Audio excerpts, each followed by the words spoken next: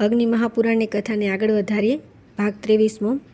હે દૈત્ય પ્રવર, હું તમારે દ્વારે અતિથિ બનીને આવ્યો છું અને તમારા પાવન શરીરને યજ્ઞ માટે માગી રહ્યો છું. હવે તે અદ્ભુત પ્રસંગ મહાન દૈત્ય ગયાસુર બ્રહ્માજીની એવી માગણી સાંભળી અતિથિ દેવો ભવ એ ન્યાય તેમના ચરણોમાં વંદન કરી શીશ નમાવી આડોટી પડતા બોલ્યો, તથાસ્તુ. બ્રહ્માજીએ તેમના મસ્તક ઉપર યજ્ઞ આરંભ કર્યો. યજ્ઞ ખૂબ શાંતિથી થયો. જ્યારે પૂર્ણાહુતિનો સમય આવ્યો ત્યારે ગયાસુરનું શરીર ચેતનવંતું બન્યું. હવે શું કરવું એના અનેક વિચારોમાં ચિંતા કરતા પ્રભુ શ્રી બ્રહ્માજીએ પુનઃ ભગવાન શ્રી વિષ્ણુને કહ્યું કે હે દેવ, ગયાસુર પૂર્ણાહુતિના સમયે વિચલિત થઈ રહ્યો છે. એ સમયે ખૂબ વિચારપૂર્ણ ઝડપથી નિર્ણય લઈ એકાએક શ્રી વિષ્ણુ ભગવાને ધર્મને બોલાવીને કહ્યું કે હવે તમે આ અસુરના શરીર ઉપર દેવમય શિલા મૂકી દો અને સર્વ દેવતાઓ તે શિલાની ઉપર જઈને બેસી જાઓ. વળી સર્વે દેવતાઓની સાથે મારી ગદાધરી મૂર્તિ પણ તેની ઉપર વિરાજમાન થશે. એ સાંભળીને સર્વ ધર્મે દેવમય વિશાલ શિલા તે દૈત્યના શરીર ઉપર મૂકી દીધી. હે મુનિશ્રેષ્ઠ, હવે હું તે દેવમય શિલાનો પરિચય કહું છું. ધર્મને તેની પત્ની ધર્મવતીના ગર્ભથી એક કન્યા ઉત્પન્ન થઈ હતી, જેનું નામ ધર્મવ્રતા હતું. એ ધર્મવ્રતા મોટી તપસ્વીની હતી. બ્રહ્માના પુત્ર મહર્ષિ મરીચીએ તેની જોડે વિવાહ કર્યો. જેવી રીતે ભગવાન શ્રી વિષ્ણુ લક્ષ્મીજીની સાથે અને ભગવાન શ્રી શિવજી પાર્વતી સાથે વિહાર કરે છે, તે જ પ્રકારે મહર્ષિ મરીચ ધર્મવ્રતાની સાથે ભ્રમણ કરવાને લાગ્યા. એક દિવસની વાત છે. દુર્ગમ્ય રસ્તાની વાટના રસ્તેથી મહર્ષિ જંગલથી કુશ અને પુષ્પ લઈને આવતા ખૂબ જ થાકી ગયા. તેમણે ભોજન કર્યા પછી ધર્મવ્રતાને કહ્યું કે હે પ્રિય, મારા પગ દાબો. હવે ધર્મવ્રતાનો તો પતિ એ સર્વસ્વ. જેવી આજ્ઞા કહી ધર્મવ્રતાએ થાક્યા પાક્યા મુનિના ચરણ દબાવવા માંડ્યા. મુનિ નિંદ્રાવશ બન્યા. તેમના દુખતા ચરણોમાં રાહત થઈ. ત્યાં અચાનક બ્રહ્માજી આવી પહોંચ્યા. હવે શું ઉપાય કરવો? ધર્મવ્રતાએ વિચાર્યું કે હું બ્રહ્માજીનું પૂજન કરું કે હાલમાં મુનિની ચરણ સેવામાં જ મંડી રહું.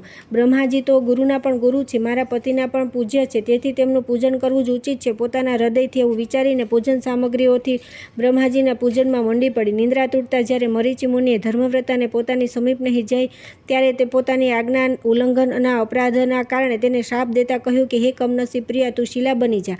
એ સાંભળીને ધર્મવ્રતા ક્રોધિત થઈ તેમને કહેવા લાગી કે હે મુનિવર, મેં આપની ચરણ સેવા છોડી કોઈ અપરાધ કર્યો નથી, બલકે મેં તો આપના પરમ પૂજ્ય પિતાની પૂજા કરી છે, જેથી હું સંપૂર્ણ નિર્દોષ છું. એવી દશામાં પણ તમે મને શાપ આપ્યો, જેથી આપને પણ ભગવાન શ્રી શિવજીની સાપની પ્રાપ્તિ થશે. એવું વિચારીને ધર્મવ્રતાએ સાપને બાજુએ મૂક્યો અને સ્વયં અગ્નિમાં પ્રવેશીને તે હજારો વર્ષ સુધી કઠોર તપસ્યામાં સંલગ્ન બની. તેની તપસ્યાથી પ્રસન્ન થઈ શ્રી વિષ્ણુ વગેરે દેવોએ કહ્યું કે વરદાન માગો. તત્ક્ષણ ધર્મવ્રતા દેવોને કહેવા લાગી કે હે દેવો, મારા સાપને દૂર કરો. દુઃખી અબળા નારીનો આપ હવે ઉદ્ધાર કરો. એ સમયે દેવોએ કહ્યું કે હે શુભે, મહર્ષિ મરીચીનો આપેલો સાપ નષ્ટ થશે નહીં. તું દેવોના ચરણચિહ્નથી અંકિત પરમ પવિત્ર શિલા બનશે. ગયાસુરના શરીરને સ્થિર કરવા માટે તારે શિલાનું સ્વરૂપ ધારણ કરવાનું રહેશે. એ સમયે તું દેવવ્રતા, દેવશિલા, સર્વદેવ સ્વરૂપ, સર્વતીર્થમયી તથા પુષ્પશિલા કહેવાશે. દેવવ્રતા બોલી કે હે દેવો, જો આપ લોકો મારી ઉપર પ્રસન્ન હો તો શિલા થયા પછી મારી ઉપર બ્રહ્મા, વિષ્ણુ તથા રુદ્ર વગેરે દેવો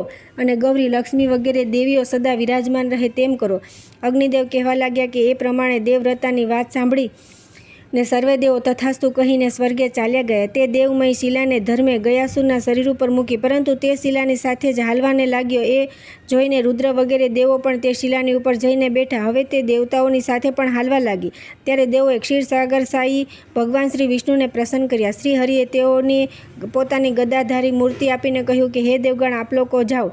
આ દેવગમ્ય મૂર્તિ દ્વારા હું ત્યાં સ્વયં ઉપસ્થિત થઈશ. એ પ્રમાણે વરદાન આપી તે દૈત્યના શરીરને સ્થિર રાખવાને માટે વ્યક્તાવ્યક્ત ઉભય સ્વરૂપ સાક્ષાત ગદાધારી ભગવાન વિષ્ણુ ત્યાં પ્રગટ થયા. તેઓ આદિ ગદાધારીના સ્વરૂપે તે તીર્થમાં આજે પણ બિરાજમાન છે. પૂર્વકાળમાં ગદ નામથી પ્રસિદ્ધ એક ભયંકર દાનવ હતો. તેનો શ્રી વિષ્ણુએ સંહાર કર્યો અને તેના હાડકાથી શ્રી વિશ્વકર્માએ ગદાનું નિર્માણ કર્યું. એ જ આદિ ગદાના નામથી વિખ્યાત છે. તે આ આદિ ગદા દ્વારા ભગવાન ગદાધરે હેતી વગેરે રાક્ષસોનો વધ કર્યો હતો, તેથી તેઓ આદિ ગદાધર કહેવાયા. પૂર્વોક્ત દેવમય શિલા પર આદિ ગદાધરના બેસવાથી ગયાસુર સ્થિર બની ગયો. ત્યારે બ્રહ્માજીએ યજ્ઞની પૂર્ણાહુતિ કરી. એ સમયે ગયાસુરે દેવોને કહ્યું કે મારી જોડે શા માટે આવી વંચના કરવામાં આવી? શું હું ભગવાન વિષ્ણુના કહેવા માત્રથી સ્થિર નહીં બની શકતો? હે દેવો, જો તમે મને શિલા વગેરે દ્વારા દબાવી રાખ્યો છે તો આપ લોકોએ મને વરદાન આપવું જોઈએ. દેવો બોલ્યા કે હો દૈત્ય પ્રવર, તીર્થ નિર્માણના માટે તારા શરીરને સ્થિર કર્યું છે, જેથી આ તારું ક્ષેત્ર ભગવાન વિષ્ણુ, શિવ તથા બ્રહ્માજીનું નિવાસસ્થાન બનશે. સર્વે તીર્થોથી અધિક તેની પ્રસિદ્ધિ થશે તથા પિતૃઓ વગેરે માટે આ ક્ષેત્ર બ્રહ્મલોક પ્રદાન કરનારું થશે. આ પ્રમાણે કહીને દેવો ત્યાં રહેવાને લાગ્યા. દેવીઓ તથા તીર્થોએ પણ તેને પોતાનું નિવાસસ્થાન બનાવ્યું. બ્રહ્માજી યજ્ઞ પૂર્ણ કરી તે સમયે ઋષિઓને દક્ષિણા આપી 5 કોસનું ગયા ક્ષેત્ર અને 55 ગામ અર્પિત કર્યા. એટલું જ નહીં, તેઓએ સેનાના અનેક પર્વતો બનાવી આપ્યા. દૂધ અને મધની ધારા વહેવડાવનારી નદીઓ સમર્પિત કરી. દહીં અને ઘીના સરોવરો પ્રદાન કર્યા. અન્ન વગેરેના ઘડા પહાડો, કામધેનુ ગાય, કલ્પવૃક્ષ તથા સોના ચાંદીના ઘર આપ્યા. ભગવાન શ્રી બ્રહ્માજી એ સર્વે વસ્તુ આપતી સમયે બ્રાહ્મણોને કહ્યું કે હે વિપ્રવરો, હવે તમે મારાથી તદ્દન થોડી ને અલ્પશક્તિવાળી અન્ય વ્યક્તિઓ પાસે કદી પણ યાચના કરશો નહીં. એમ કહી તેઓએ સર્વે વસ્તુઓ તેઓને અર્પિત કરી દીધી. તત્પશ્ચાત ધર્મયજ્ઞ કર્યો. તે યજ્ઞમાં લોભવશ ધન આદિનું દાન લઈને જ્યારે તે બ્રાહ્મણો પુનઃ ગયાજીમાં પધાર્યા ત્યારે બ્રહ્માજીએ તેઓને શાપ આપ્યો, હવે તમે સર્વે વિદ્યાવિહીન અને લોભી બની જશો. આ નદીઓમાં હવે દૂધ વગેરેનો અભાવ પેદા થશે અને આ સુવર્ણ તથા મોતીઓ પણ પથ્થર માત્ર બની રહેશે. ત્યારે બ્રાહ્મણોએ બ્રહ્માજીને એક વિનંતી કરતાં કહ્યું કે હો ભગવાન, આપના શાપથી તો અમારું સર્વે કાંઈ નષ્ટ થઈ ગયું. હવે અમારી જીવિકા માટે કૃપા કરો. તેમનું દુઃખ સાંભળીને તેઓએ બ્રાહ્મણોને કહ્યું કે હવે આ તીર્થથી જ તમારી જીવિકા નભશે. જ્યાં સુધી સૂર્ય અને ચંદ્રમા રહેશે ત્યાં સુધી આ વૃત્તિથી તમે જીવન નિર્વાહ કરશો. જે લોકો ગયા તીર્થમાં આવશે તેઓ તમારી પૂજા કરશે. જેઓ દ્રવ્ય, કવ્ય, ધન અને શ્રાદ્ધ વગેરે દ્વારા તમારો સત્કાર કરશે તેઓની 100 પેઢીઓના પિતૃઓ નરકથી સ્વર્ગમાં ચાલ્યા જશે અને સ્વર્ગમાં રહેનારા પિતૃઓ પરમપદને પ્રાપ્ત કરશે. મહારાજા ગયે પણ તે ક્ષેત્રમાં બહુ અન્ન અને દક્ષિણાથી સંપન્ન યજ્ઞ કર્યો. તેઓના નામથી ગયાપુરીની પ્રસિદ્ધિ થઈ. એ પવિત્ર તીર્થસ્થાનનો મહિમા જાણીને પાંડવોએ પણ ગયાજીમાં આવીને શ્રીહરિની આરાધના કરી હતી. ત્યાર પછી આવે છે અધ્યાય 115મો, ગયા યાત્રાધામ. શ્રી અગ્નિદેવ કહેવાને લાગ્યા કે હે તપસ્વીનો, હું યાત્રાધામ ગયાની વિધિનું વિગતે વર્ણન કહું છું. જો કોઈ મનુષ્ય યાત્રાધામ ગયાની મુલાકાતે જવાને તત્પર બને તો તેણે વિધિપૂર્વક શ્રાદ્ધ કરીને તીર્થયાત્રાનો વેશ ધારણ કરી પોતાના ગામની પરિક્રમા કરી લેવી. પછીથી દરરોજ પગપાળા ચાલતા યાત્રા શરૂ કરવી. તેમજ મન અને ઇન્દ્રિયોને વશમાં રાખવી. કોઈની નિંદાકુતલી કરવી નહીં. કોઈની પાસે કશું દાન લેવું નહીં. બને ત્યાં સુધી મૌન વ્રત પાડવું. ઘરમાંથી ગયા જવાને માટે ચાલી નીકળે ત્યારે જ કદમ ઉપર પિતૃઓને સ્વર્ગ જવા માટે સીડી બનાવવા લાગવી. જો પુત્ર પિતૃઓનું શ્રાદ્ધ કરવા માટે ગયા ચાલી જાય તો તેનાથી પેદા થનાર પુણ્યની સામે બ્રહ્મજ્ઞાનની શી કિંમત હોઈ શકે? કુરુક્ષેત્રમાં નિવાસ કરવાની પણ શું જરૂરત રહે છે? પુત્રને યાત્રાધામ ગયામાં પહોંચેલો જાણી જોઈને પિતૃઓને ઉત્સવ થવા લાગે છે. તેઓ કહેવા લાગે છે કે શું તે પગથી પણ જલનો સ્પર્શ કરીને અમારા તર્પણ માટે નહીં આપશે? બ્રહ્માજ્ઞાન ગયાજીમાં કરેલું શ્રાદ્ધ, ગૌશાલામાં મૃત્યુ અને વળી કુરુક્ષેત્રમાં નિવાસ એ મનુષ્યોની મુક્તિના 4 ઉત્તમ સાધન છે. નરકના ભયથી ડરતા પિતૃ પુત્રની અભિલાષા રાખે છે. તેઓ સદા વિચારે છે જે પુત્ર ગયાજીમાં જશે તે અમારો ઉદ્ધાર કરશે. મુંડન અને ઉપવાસ આ પવિત્ર વિધિઓ સર્વપ્રથમ જરૂરી છે.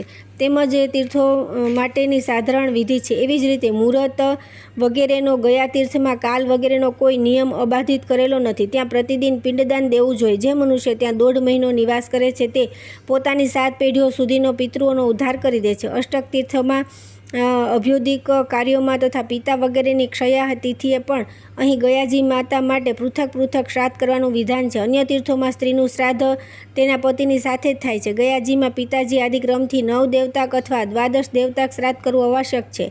પ્રથમ દિવસે ઉત્તર માનસ તીર્થમાં સ્નાન કરવું, નિત્ય નૈમિત્તિક કાર્ય કરવું. પરમ પવિત્ર ઉત્તર માનસ તીર્થમાં કરેલું સ્નાન ઉંમર અને આરોગ્યની વૃદ્ધિ, સંપૂર્ણ પાપ રાશિઓનો વિનાશ તથા મોક્ષની સિદ્ધિ આપનાર છે. જેથી ત્યાં અવશ્ય સ્નાન કરવું. સ્નાન કર્યા પછી પ્રથમ દેવતા અને પિતૃઓ વગેરેનું તર્પણ કરીને શ્રદ્ધ કરતા પુરુષે પિતૃઓને પિંડદાન આપવું. તર્પણ કરતી સમયે એવી મનોમન ભાવના કરવી કે હું સ્વર્ગ, અંતરિક્ષ તથા ભૂમિ પર રહેનારા સંપૂર્ણ દેવતાઓને તૃપ્ત કરું છું. પછી સ્વર્ગ, અંતરિક્ષ તથા ભૂમિના દેવતાઓ વગેરે તથા પિતા માતા વગેરેનું તર્પણ કરવું. પછીથી એ પ્રકારે મનોમન કહેવું કે હે પિતા, પિતામહ, માતા, પિતામહી અને પ્રપિતામહી તથા માતામહ, પ્રમાતામહ અને વૃદ્ધ પ્રમાતામહ એ સર્વેને તથા અન્ય પિતૃઓને પણ તેમના ઉદ્ધાર માટે હું પિંડ આપું છું. સોમ, મંગલ અને બૃહદ સ્વરૂપ તથા બૃહસ્પતિ, શુક્ર, શનેશ્વર, રાહુ અને કેતુ સ્વરૂપ ભગવાન સૂર્યદેવને પ્રણામ છે. ઉત્તર માનસ તીર્થમાં સ્નાન કરનારો પુરુષ પોતાના સમસ્ત કુલનો ઉદ્ધાર કરે છે. તેમના સઘળા પાપો નષ્ટ થાય છે અને વળી સૂર્યદેવને નમસ્કાર કરી. જે મનુષ્ય મૌન ભાવથી દક્ષિણ માનસ તીર્થમાં જાય ત્યારે આ પ્રમાણે મનોમન ભાવના કરવી કે હું મારા પિતૃઓની તૃપ્તિ માટે દક્ષિણ માનસ તીર્થમાં સ્નાન કરું છું. હું આ ગયાજીના તીર્થધામમાં એ જ ઉદ્દેશથી આવ્યો છું કે મારા સંપૂર્ણ પિતૃઓ સ્વર્ગલોકમાં ચાલ્યા જાય. શ્રાદ્ધ અને પિંડદાન કરી જે મનુષ્ય પોતાના અંતરથી મનોમન ભગવાન સૂર્યનારાયણ દેવને નમસ્કાર કરીને એ પ્રમાણે કહે, સર્વનું ભરણ પોષણ કરનારા ભગવાન શ્રી ભાનુને નમસ્કાર હોજો. હે પ્રભુ, આપ અભ્યુદયના સાધક છો. હું આપનું ધ્યાન ધરું છું. આપ મારા સંપૂર્ણ પિતૃઓને ભોગને મોક્ષ આપનારા છો. કવ્યાટ, અનલ, સોમ, યમ, અર્યમા, અગ્નિશ્વાદ, બહિર્ષદ તથા આજપય નામધારી મહાભાગ્યવંત પિતૃદેવતા અહીંયા પદાર્પણ કરો. આપ લોકો દ્વારા સુરક્ષિત જે મારા પિતા, માતામહ વગેરે પિતર છે તેઓને પિંડદાન કરવાના ઉદ્દેશ્યથી હું આ ગયાજીના તીર્થમાં આવ્યો છું.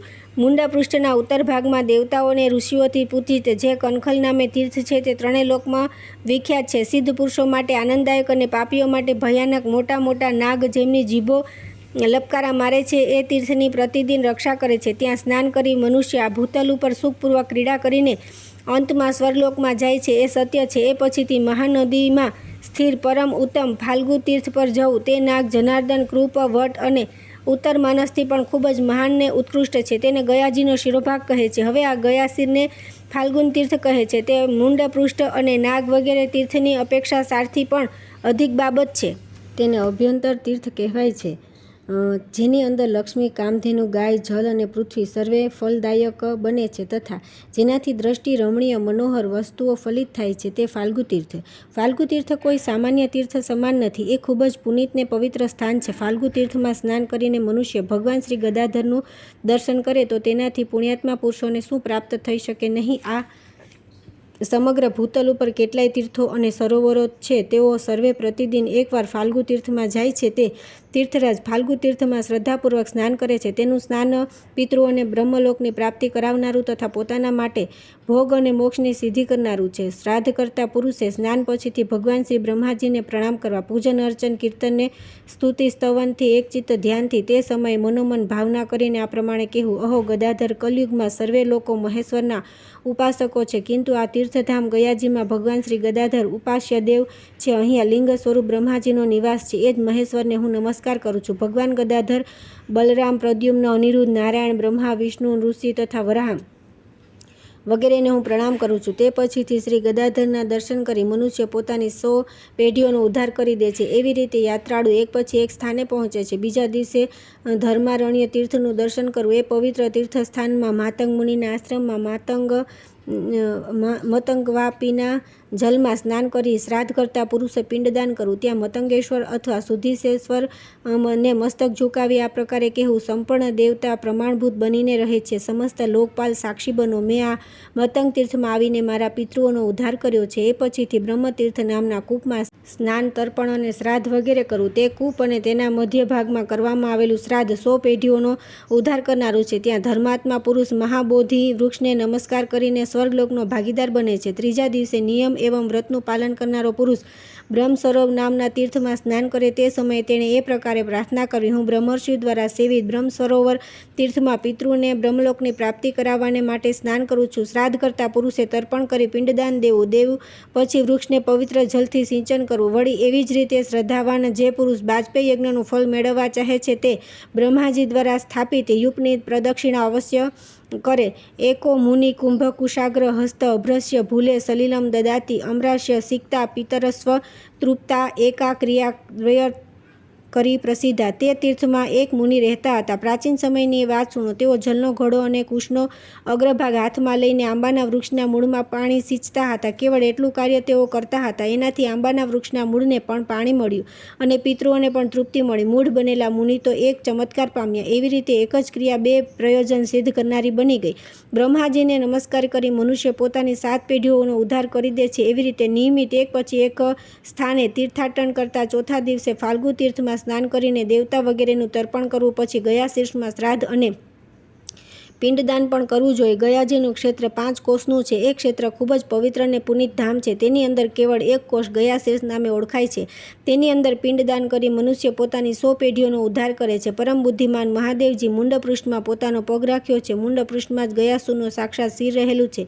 તેનાથી તેને ગયાશીર કહે છે. જ્યાં સાક્ષાત ગયાશીર્ષ છે તે ફાલ્ગુ તીર્થમાં નો આશ્રય છે. ફાલ્ગુ અમૃતની ધારાઓ વહવડાવે છે. તે અખંડ વહેતી ધારાઓ પવિત્ર છે. ત્યાં પિતૃઓના ઉદ્દેશ્યથી કરવામાં આવેલું દાન અક્ષય ગણાય છે. તેવી રીતે દશાશ્વમેઘ તીર્થમાં સ્નાન તથા બ્રહ્માજીના દર્શન કરીને પછી શ્રી મહાદેવજીના ચરણનો સ્પર્શ કરવાથી મનુષ્ય પુનઃ આ લોકમાં જન્મ ધારણ કરતો નથી, તેનો અવાગમનનો ફેરો ટળી જાય છે. એવી જ રીતે આગળ ગયા શીર્ષમાં સમીના પાંદડાની બરાબર પિંડ દેવાથી પણ નરકોમાં પડેલા પિતૃઓ સ્વર્ગમાં ચાલ્યા જાય છે અને સ્વર્ગવાસી પિતૃઓને મોક્ષની પ્રાપ્તિ થાય છે. ત્યાં ખીર, લોટ, સત્તુ, ચરુ અને ચોખાથી પિંડદાન કરવું, તલથી મિશ્રિત ઘઉંથી પણ પાદમાં પિંડદાન કરીને મનુષ્ય પોતાની 100 પેઢીઓનો ઉદ્ધાર કરી શકે છે. એવી જ રીતે વિષ્ણુપદીમાં પણ શ્રાદ્ધ અને પિંડદાન કરનારો પુરુષ પિતૃ ઋણથી છુટકારો પામે છે અને પિતા વગેરે ઉપરની 100 પેઢીઓ તથા પોતાને પણ તારે છે. બ્રહ્મપદમાં શ્રાદ્ધ કરનારો માનવ પોતાના પિતૃઓને બ્રહ્મલોકમાં પહોંચાડે છે. દક્ષિણાગ્નિ, ગાર્હપત્ય અગ્નિ તથા અહાવનીય અગ્નિમાં સ્નાન શ્રાદ્ધ કરનારો પુરુષ યજ્ઞફળનો ભાગ્યશાળી બને છે. આવસ્થ અગ્નિ, ચંદ્રમા, સૂર્ય, ગણેશ, અગસ્ત્ય અને કાર્તિકેયના સ્થાનમાં શ્રાદ્ધ કરનારો મનુષ્ય પોતાના કુલનો ઉદ્ધાર કરી દે છે. મનુષ્ય સૂર્યના રથને નમસ્કાર કરી, કર્ણાદિત્યને મસ્તક ઝુકાવી, પછી કંકેશ્વરના પદને પ્રણામ કરી, ગયા કેદાર તીર્થને નમસ્કાર કરે. એથી મનુષ્ય સર્વે પાપોથી છુટકારો પામી પોતાના પિતૃઓને બ્રહ્મલોકમાં પહોંચાડે છે. વિશાલ પણ ગયા શીર્ષમાં પિંડદાન કરવાથી પુત્રવાન બન્યો. વિશાલ નગરીમાં વિશાલ નામે એક પ્રસિદ્ધ રાજપુત્ર હતો. ખૂબ મૂંઝાતા તેણે બ્રાહ્મણોને પૂછ્યું કે મને પુત્ર વગેરેની ઉત્પત્તિ શી પ્રકારે થશે. ઘડીભર તો બ્રાહ્મણો તેના એ પ્રશ્નથી ડઘાઈ ગયા. પછી એ સાંભળીને બ્રાહ્મણોએ વિશાલને કહ્યું કે હે બ્રહ્મણ, ગયાજીમાં પિંડદાન કરવાથી તને સર્વ મળી જશે. ત્યારે વિશાલે પણ ગયા શીર્ષમાં પિતૃઓને પિંડદાન કર્યું. એ સમયે તેને આકાશમાં 3 પુરુષો દેખાય, જે ક્રમશઃ શ્વેત, લાલ અને કાળા હતા. ત્યારે વિશાલે તેમને પૂછ્યું હતું, આપ લોકો કોણ છો? તેઓમાંના એક શ્વેત વર્ણવાળા પુરુષે વિશાલને કહ્યું કે હું તમારો પિતા છું. મારો વર્ણ શ્વેત છે. હું તમારા શુભ કર્મોથી ઇન્દ્રલોકમાં ગયો હતો. બેટા, લાલ રંગવાળા મારા પિતા છે અને કાળા રંગવાળા મારા પિતામહ છે. એને નરકમાં પડ્યા હતા, તે અમને સૌને મુક્ત કર્યા. તારા પિંડદાનથી અમે લોકો બ્રહ્મલોકમાં જઈ રહ્યા છીએ. વિશાલ તો એઓની વાત એવી સાંત્વનાપૂર્ણ સાંભળી ખૂબ આનંદ પામ્યો. પિતૃઓ 3 ચાલ્યા ગયા. ચોતરફ નીરવ શાંતિ બની ગઈ. સમય જતાં વિશાલને પુત્ર, પૌત્ર વગેરેની પ્રાપ્તિ થઈ. તેની મનોકામના પૂર્ણ થઈ. તેમણે રાજ્ય ભોગવી મૃત્યુની પશ્ચાત ભગવાન શ્રી હરિને પ્રાપ્ત કર્યા. વર્ષો પૂર્વે એક પ્રેતોનો રાજા હતો. તેના દુઃખ દર્દનો કોઈ ઉપાય નહોતો, જે અન્ય પ્રેતોની સાથે ખૂબ જ પીડિત રહેતો હતો. ખૂબ વિચાર કરીને તેણે એક વણિકને પોતાની મુક્તિ માટે આ પ્રમાણે કહ્યું કે હે ભાઈ, મારા થકી માત્ર એક જ પુણ્ય કાર્ય થયું હતું, જેનું ફળ અત્રે ભોગવું છું. પૂર્વકાળમાં એકવાર શ્રવણ નક્ષત્ર અને દ્વાદશી તિથિનો યોગ આવતા અમે અન્ન અને જલ સહિત કુંભદાન કર્યું. તે જ પ્રતિદિન મધ્યાહ્નના સમયે અમારી જીવન રક્ષા માટે ઉત્તિષ્ઠ બને છે. તું મારી પાસેથી ધન લઈને ગયાજી જા અને અમારા માટે પિંડદાન કરી દે.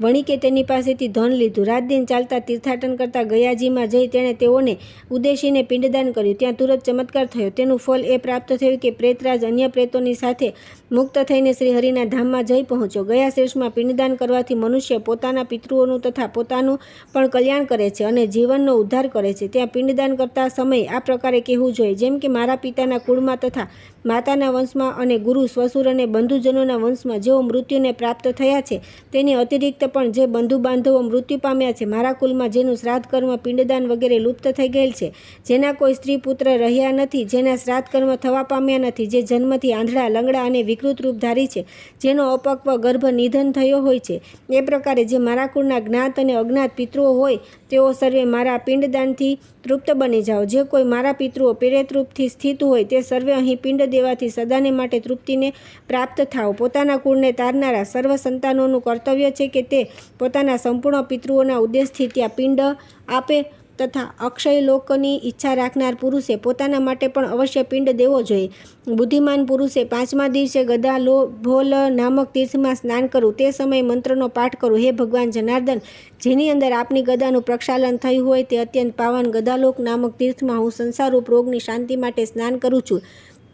અક્ષય સ્વર્ગ પ્રદાન કરનાર અક્ષયવટને નમસ્કાર કરી વળી બીજું જે પિતામહ વગેરેના માટે અક્ષય આશ્રય છે તથા સર્વ પાપોનો ક્ષય કરનાર છે, તે અક્ષયવટને નમસ્કાર છે. ઝટ એ પ્રમાણેની પ્રાર્થના કરી વટની નીચે શ્રાદ્ધ કરી બ્રાહ્મણ ભોજન કરાવો. અક્ષયવટ ખૂબ જ પવિત્ર સ્થાન છે. દાન, ધર્મ અને પુણ્ય પ્રાપ્તિ માટે જ્યાં એક બ્રાહ્મણને ભોજન કરાવવાથી કોટી બ્રાહ્મણોને ભોજન કરાવ્યાનું પુણ્ય હાંસલ થાય છે, એવા એ પવિત્ર સ્થાનમાં પછી જો ઘણા બ્રાહ્મણોને ભોજન કરાવવામાં આવે તો એ પુણ્યની સી વાત કહેવી. આ સઘળી બીના જાણીને યાત્રાળુઓ ખૂબ હોંશથી તથા પિતૃઓના ઉદ્દેશ્યથી જે કંઈ આપે છે તે છેવટે અક્ષય બનીને ઊભું રહી જાય છે. હવે આ સઘળી ઘટનામાં પિતૃ તે પુત્રથી પોતાને પુત્રવાન માને છે. જે તીર્થમાં ગયાજીમાં જઈને તેમના પાછળ અન્નદાન કરે છે, વટ તથા વટેશ્વર નમસ્કાર કરીને પોતાના પ્રપિતામહનું પૂજન કરવું, એમ કરનારો પુરુષ અક્ષયલોકમાં જાય છે અને પોતાની 100 પેઢીઓનો ઉદ્ધાર કરી દે છે.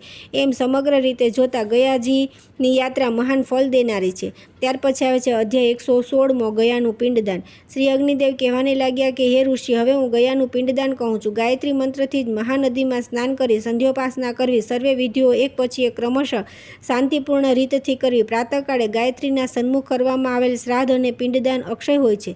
સૂર્યોદયના સમયે તથા મધ્યાહનકાળમાં સ્નાન કરી ગીત અને વાદ્યની સાથે સાવિત્રી દેવીની ઉપાસના કરવી, પછી તેમની સન્મુખ સંધ્યા કરીને નદીના તટ ઉપર પિંડદાન કરવું, પછી બ્રહ્મ યોનિમાં પ્રવેશ કરી બહાર નીકળવું, જેથી તે ફરીથી માતાની યોનિમાં પ્રવેશ કરતો નથી, પુનર્જન્મથી મુક્ત બની જાય છે.